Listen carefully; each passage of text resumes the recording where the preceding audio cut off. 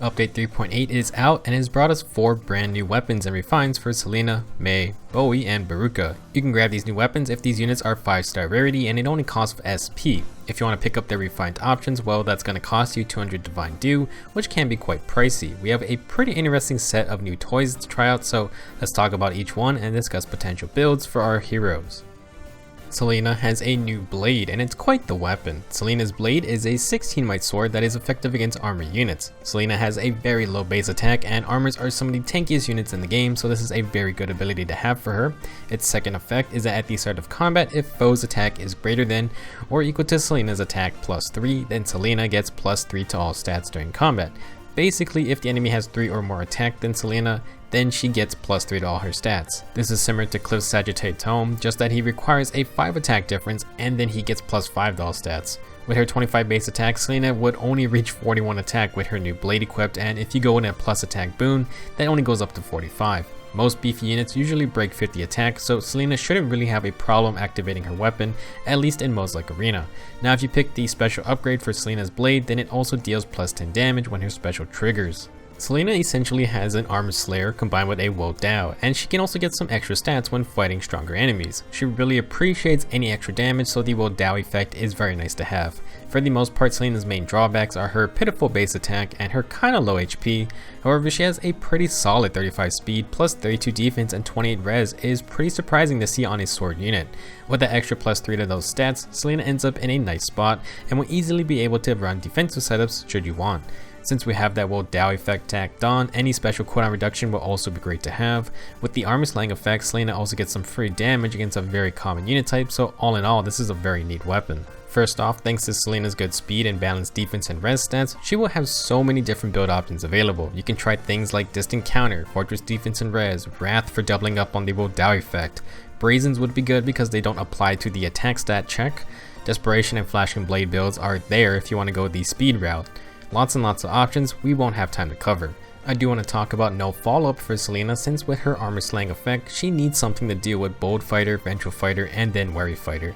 No follow-up at least stops the enemy armor unit's doubles and lets her punch through Wary Fighter users like Surtur. If you clash with armors, you usually end up taking good damage, so Steady Breath plus Aether is a good sustained combo. With her decent res, Selena can easily use Warding Breath as well if you prefer that extra protection against armored dragons.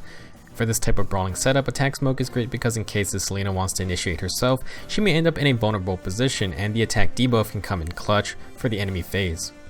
If you want to go full defensive, Selena can run Fortress Defense and Res, which lowers her attack to activate her weapon easier should you have a highly invested Selena. Steady Stance 4 or Warding Stance 4 are great alternatives since they provide guard, which is always good to have. The B slot is pretty flexible since Selena doesn't have to run quick riposte if you feel she has enough speed. Special Spiral could be a great option to get some more special procs, or if you want some healing, you got Mystic Boost and Renewal. Close Defense is a great skill as well, A slot or Sacred Seal slot, because Selena makes good use of both defense and res. If you don't run Special Spiral or Steady Breath or Flashing Blade, then definitely take a low cooldown special to get more procs for the extra +10 damage.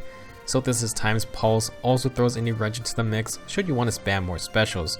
I'm sure you will see a ton of different Selena builds, and there are a bunch of great setups depending on if you want more defense, more res, or more speed. Next up we have Mei. She is a blue infantry mage and got the Book of Orchids. It's a 14 might tome that has Death Blow 3. When Mei initiates combat, she's going to get +6 attack during combat. Mei is in a big tie for second highest attack among blue infantry mages with 36 attack. High attack plus a new 14 might tome with Death Blow sounds pretty fun to me. If you refine the Book of Orchids, then it gets attack and speed link 3. If a movement assist skill like reposition, shove, pivot, etc. is used by Mei or targets Mei, grants +6 attack and speed to Mei and the ally involved. So you got a high damage mage with Death Blow and a way to get a +6 attack buff for herself. Mei can also use the speed since 31 speed is kinda iffy and she does have desperation by default, so speed focused builds aren't entirely out of the question. Overall, this isn't that bad of a weapon, and it focuses on Mei's player phase power versus her original Awatome defensive power. I can see uses for either a plus attack boon or plus speed. It's gonna depend on what your build is. One strange thing is that Mei is oddly similar to Odin because both of their weapons have attack and speed link as the refine.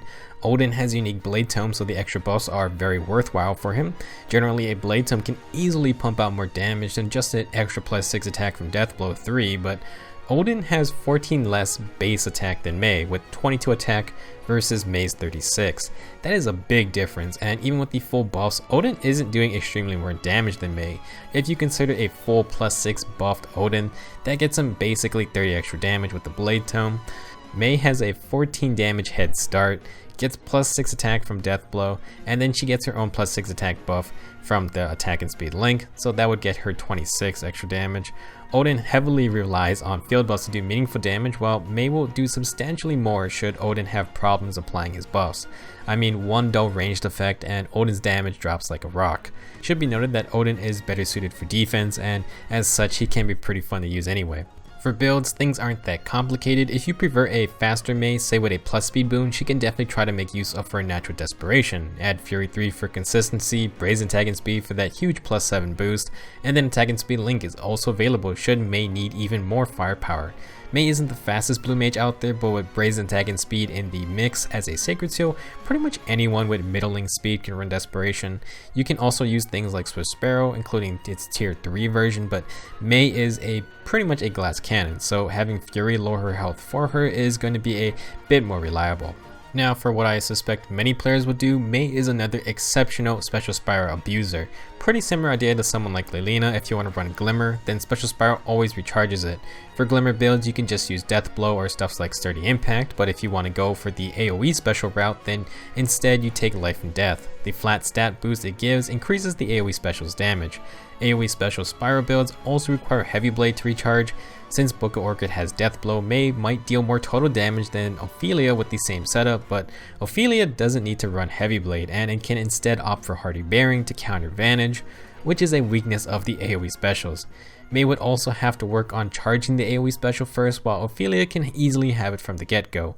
Mei can make it work, but Ophelia just makes things much easier to execute. Last setup you can try is using the Attack and Speed Link refined to help support allies. Use the Defense and Res Link B skill, and Mei can give herself plus another ally a full +6 field buffs in one action. If we are going the full buffing route, you can also use Bonus Doubler, because why not have more stats? Besides just buff support, infantry mages have another tool to help the team with the new Infantry Hex Blade C skill. Hubert has this skill from the next 3 houses banner, and basically it gives infantry physical damage dealers adaptive damage. Mei or an ally has to use a movement assist like swap to activate the link buff, so they're going to be next to each other anyway, since Hexblade requires the units to be adjacent. Small thing to note is that it does not work for beast infantry units, only ones with weapons. While I expect most Meis to go full offensive, it's nice to see some different options. As a blue mage one-shot nuker, it's pretty tough to compete with Ophelia, but Mei does have ways to differentiate herself if you want to use her. Our third unit is Boey, who got the Inscribed Tome. This 14-mite tome is basically a Raven Tome. Grants weapon triangle advantage against colorless foes and inflicts weapon triangle disadvantage on colorless foes during combat. Nothing really insane, but Boey does have exceptional defense for a mage with 32 base defense that will help him out against both colorless bows and dagger units. The real surprise for Inscribed Tome comes from its special refine. If Boey initiates combat and uses sword, lance, axe, or beast damage, Boey can counterattack regardless of foe's range. Dang, so this is close counter, although very important to note is that it does not include dragons. That's kind of disappointing, but Boey's res stat isn't that spectacular in the first place. He does have high HP to improve his magical bulk, but then his speed is rather low as well.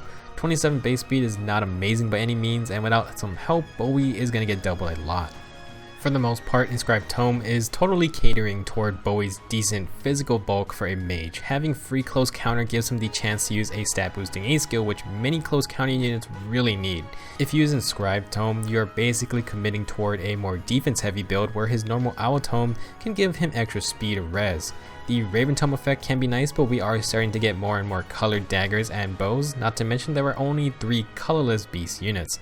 Like with many close counter units, they really need heavy investment to get the most out of it.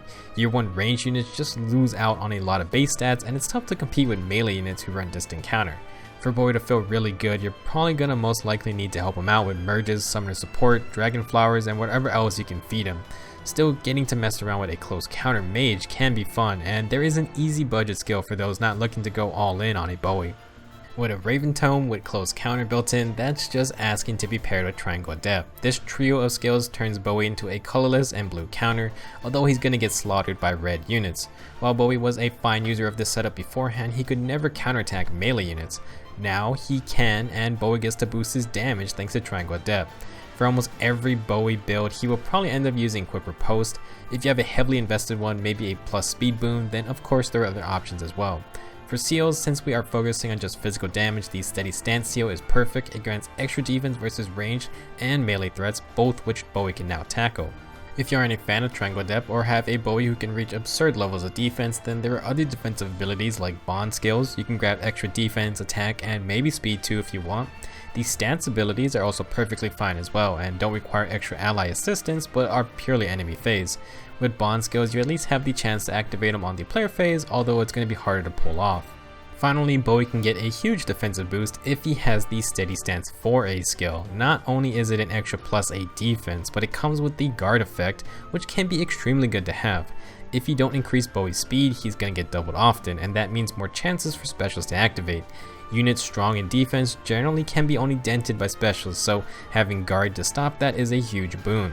With Steady Stance 4 and 3 as a Sacred Seal, that gets a neutral Boey up to 46 defense, and that can easily get much higher.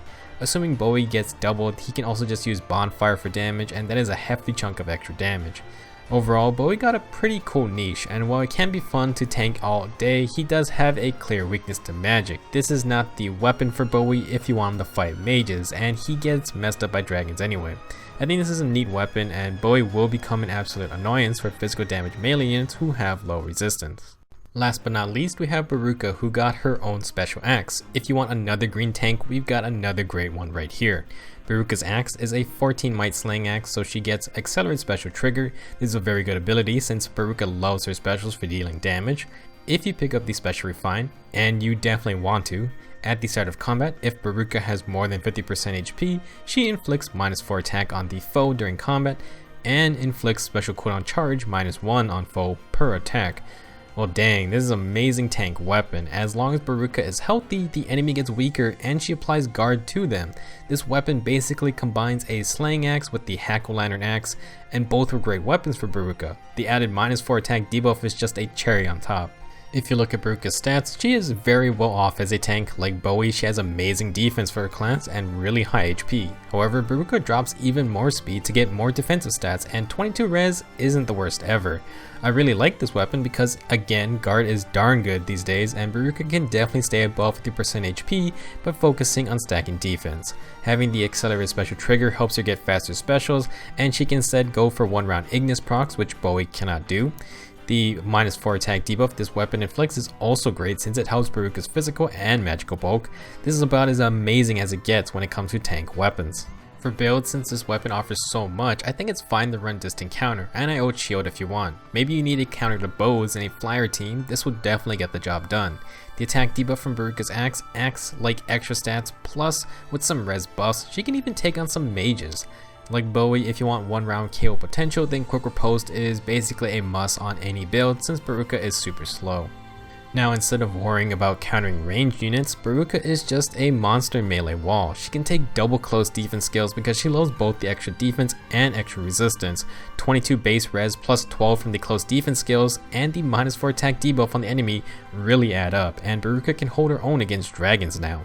Should close defense 4 become a thing, and it probably will, then it will be an amazing skill for Beruka. Considering distant defense 4 nullifies field buffs for ranged units, I expect close defense 4 to do the same for melees. Beruka would have buff nullification, guard, and a -4 attack debuff just messing with melee attackers. If you want a twist on a defensive build, then adding Mystic Boost could be interesting. Healing 6 HP after every fight can be pretty annoying, and Beruka does need to stay above 50% HP to activate her weapon, and she needs to be above 70% HP to activate Quick Riposte 3. I've been running into Mystic Boost units recently, and I'll admit they are very annoying. For even more sustain, Beruka can use Aether instead of the usual Bonfire or Ignis. If only flyers could use breath skills, Beruka could have been spamming specials like crazy. If you don't have Mystic Boost, I think Renewal could also work as well. It just takes longer to work its magic. Overall, I have to say that BERUKA'S axe is extremely impressive and it's pretty much a near perfect weapon. Having the guard effect with a more generous HP threshold is great, and the slaying effect also helps since specials are always potent. That -4 attack debuff is just amazing to have as well, and I'm super sad the low B skills can't be used by flyers. If BERUKA had that, she could inflict -7 attack on everyone and then cancel out their attack buffs too. I think this easily makes BERUKA stand out from that huge pile of slow tanky axe flyers. Michaelis might have more damage with his Hot Declare, but if you want a flying brick wall, then I'd rather take the guard effect with an attack debuff. Very happy with this weapon. That wraps up this video. A very good batch of weapons and refines this time. I would say all of them are worth trying out. If you have any plans to use these new refines, let me know in the comments and share your builds too. I haven't really been spending Divine Dew, but BERUKA looks like a lot of fun, and I might mess around with Boey's close counter as well. Tomorrow we have the release of the next 3 houses banner, so I'll be back for that. See you guys in the next video.